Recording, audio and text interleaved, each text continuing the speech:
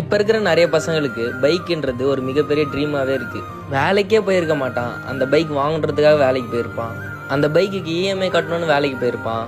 அந்த பைக்கை நல்லா பார்த்துக்கணும், சர்வீஸ் பண்ணுறதுக்காகவே வேலைக்கு போயிருப்பான். ஒரு பைக் டோட்டலாக பசங்களோட லைஃபே அப்படியே மாற்றிடுது. அவன் அந்த பைக்கை வாங்கி ஸ்டார்ட் பண்ணி அதில் ஜம்முன்னு உட்காந்து அந்த ரோட்டில் போகும்போது அவனுக்கு பழசெல்லாம் ஞாபகம் வரும்.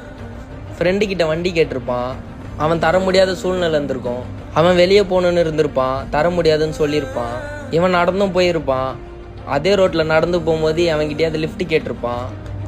இவனை வந்துட்டு மதிக்காமல் கண்டுக்காமல் போயிருப்பான். எல்லாமே நடந்திருக்கும். Bike is not an vehicle. Bike is most of the boys emotion.